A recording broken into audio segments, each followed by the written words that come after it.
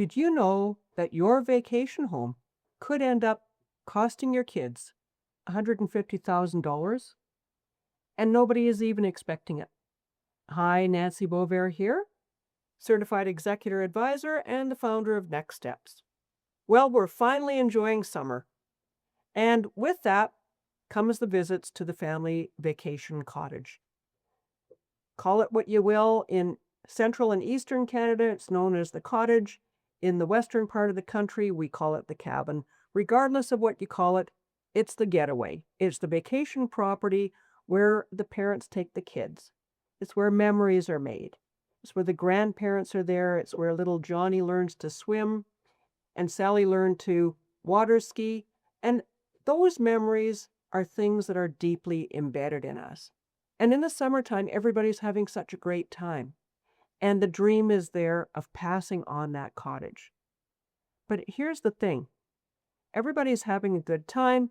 Everybody thinks that that family cottage is just a simple matter of passing it on to the kids. Sorry, the CRA doesn't see it that way. The way that things work for us in Canada is we don't have an inheritance tax. We're very lucky that way. Other countries, including the United States, our neighbors, they do have an inheritance tax. We don't have that, but we do have a deemed disposition. What that deemed disposition means is that at the time of your death, everything is deemed to have been sold at market value.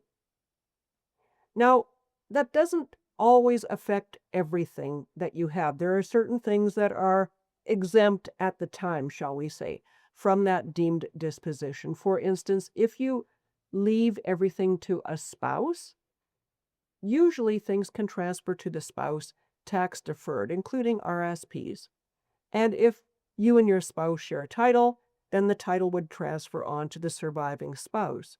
But what happens when the final remaining spouse passes away? That's when the government is going to get their taxes. So these tax rules can be a little bit difficult to interpret, and that's why you should always speak to a professional and make sure that your planning is structured properly and in the most tax efficient way.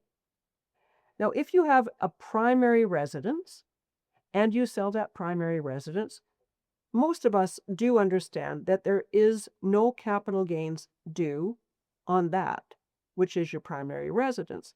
However, a vacation property is something different.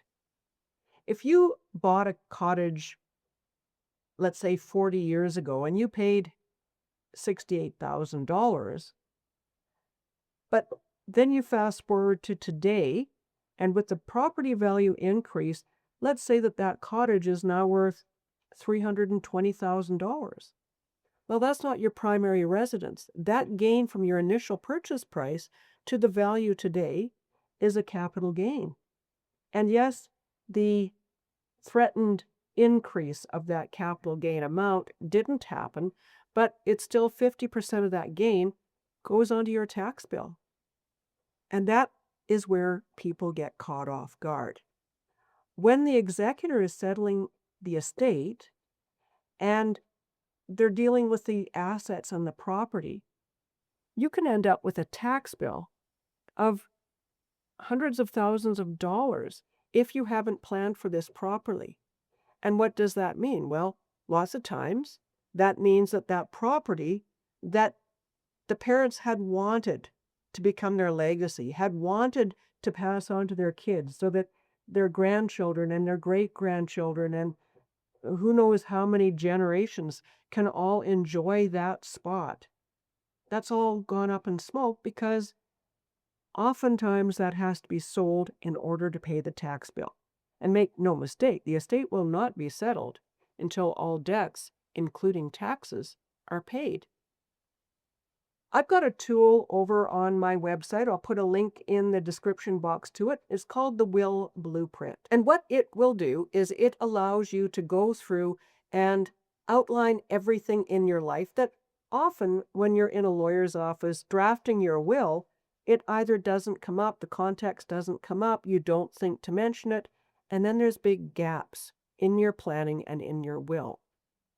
This allows you to itemize things like that vacation property, like rental properties. It allows you to put that in there, and then you can print that off, take it to your lawyer. It's got all the flags there that your lawyer needs to draft into your will.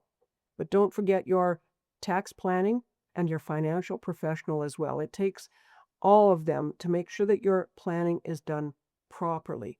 So let's talk again just for a minute about that family cottage, that family cabin, that vacation home that holds all the memories and is going to be the family legacy. In my conversations with multiple families, I find it interesting that those memories are held so dearly by the parents. After all, they're watching their children grow into adults in that vacation home. And those are deeply rooted and deeply embedded. But ask the kids, in 90% of the cases or better that I've spoken to, the kids don't want that cottage. They don't want to have the responsibility. They either don't live close by, won't get the use out of it, don't want to pay the taxes on something that they're not going to be able to visit. There's maintenance, there's upkeep. They don't really want this. So, parents, consider that. It doesn't take away from the memories that you have, but make sure that the legacy that you're leaving is the legacy that matters. And talk to your kids. See who does want that vacation home, if any of them. If not, look at selling it at the appropriate time or make accommodations if one or two of your kids do want it. But have those conversations. I've got an article, as always, over on my website as well that goes into a little bit more detail about this and gives you some real hard numbers about what that deemed disposition can end up costing you. Thanks very much for joining me this week. I look forward to talking to you again next week. Bye for now.